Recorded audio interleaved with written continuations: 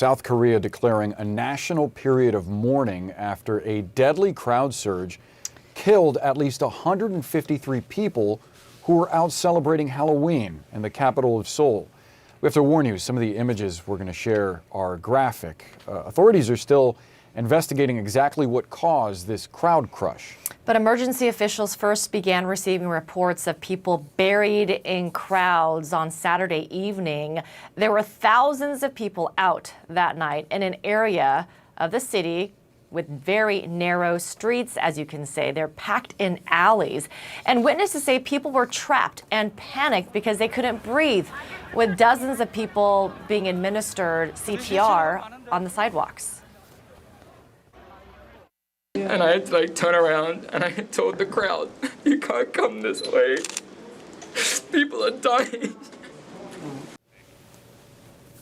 Now police say they have confirmed the identities of nearly all of those killed as families attempt to reunite with loved ones lost in the chaos. President Biden and the First Lady, by the way, have both offered their deepest condolences to the families of those impacted by this horrific tragedy.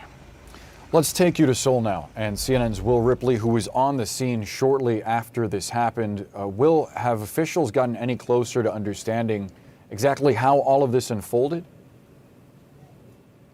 It seems as if this may have simply been a case of so many people so excited to be out for the first Halloween after COVID restrictions. So 3 years of restrictions, and people were packing into this area. We're actually now behind the alleyway that we showed you just now on video, and you can see this is where a lot of people were receiving CPR. You saw lines of bodies down on the streets. And what's really, really striking to me is, you see that bag there with a shoe, and you see people's Halloween costumes.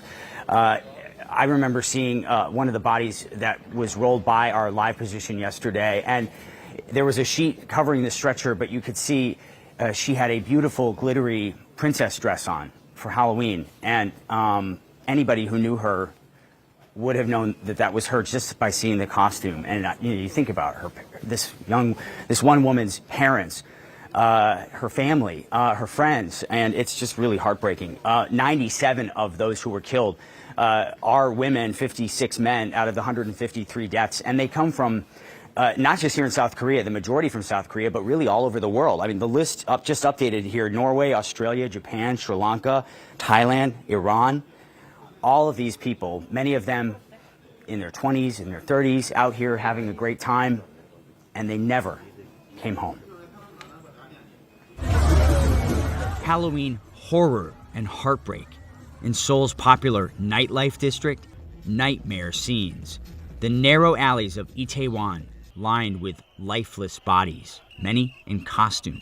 Frantic first responders trying to save them.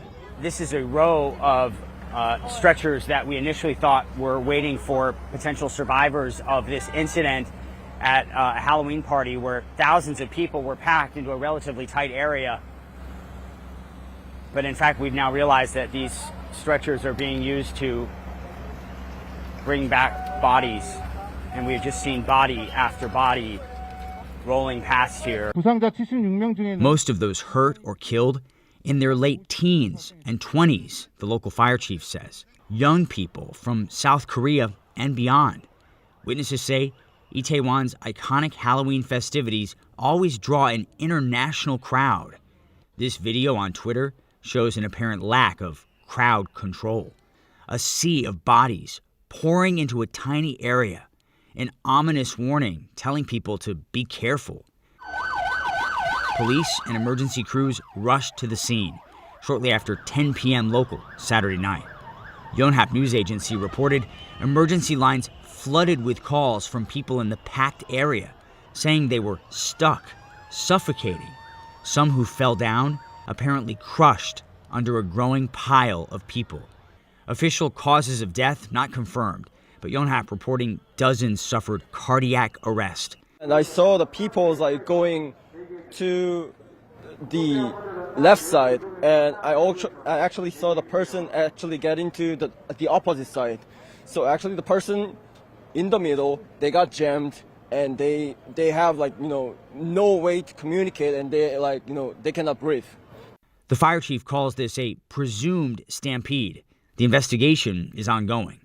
Social media video shows emergency crews struggling, pulling injured and unconscious victims from the narrow alleyways, still jammed with hundreds, if not thousands, of people.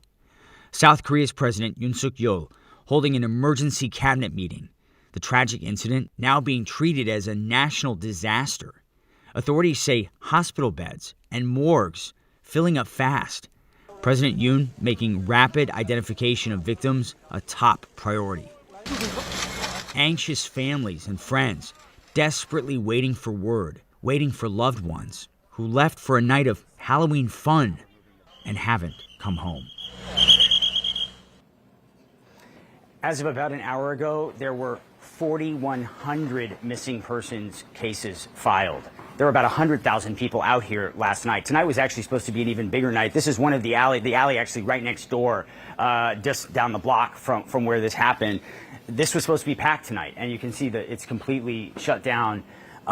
This space, maybe 6.5 feet across, guys. Can you imagine being stuck in the middle here with literally thousands of people in this small area packing and pushing you?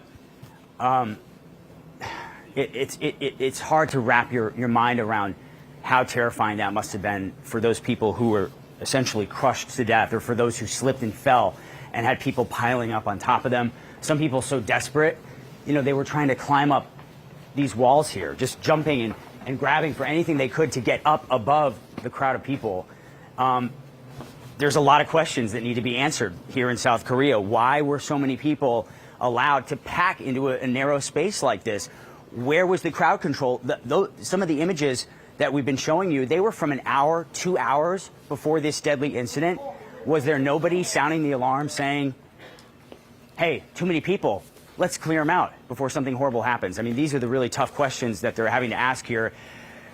But tonight, as you see, it's all about, most people who were here last night want nothing to do with this place now. It's empty, aside from a handful of reporters and the police blocking off the area. And of course, those shoes and the pieces of people's Halloween costumes just sitting in trash bags. Guarantee you, a lot of the pieces of costumes there come from people who didn't make it out alive yesterday. Just heartbreaking details to think about, these costumes and how recognizable some of the victims may have been. Will, and just to give it some context, I mean, that's an eerie silence that we're seeing and not hearing, right? Because Itaewon, as some of you may know, I've been there before. It's a popular entertainment night district, place that a lot of foreigners like to frequent. It's very popular with U.S. soldiers, a big expat community. And just a quick question: were the crowds I guess such large crowds unexpected? Was there a parade, or what was exactly supposed to take place last night there? Well, there were a lot of different parties thrown in. I should point out, Amara, I mean, I've been to Seoul dozens of times for work, covering North Korea, or just, covering South Korea over the years. It's been a few years since I've been here, and I can't count how many nights I have been along this exact same street with friends. I celebrated my birthday at that restaurant right there. This is the place that you go if you want to have some drinks, have a meal. So this feels very personal for anybody that has come to Seoul and come to Itaewon, which is a very, very popular, iconic place, especially on Halloween. Halloween is always one of their biggest nights. I think people knew that this night was going to be huge. I mean, there were live streams. People were saying this is going to be the most wild Halloween party in Asia, because people were so excited to just come back out and not have to wear a mask on Halloween. Every 3 years, they had to wear a mask on Halloween, and there were limits on crowd size. That was not the case this year, and so while in terms of why people died, was the fact that alcohol was consumed a factor in all of these cardiac arrest cases? Some doctors are saying that might be the case. It's still too early to figure that out, because with such a high volume of bodies that still, some of them unidentified, still families waiting to be notified, it's just going to take time.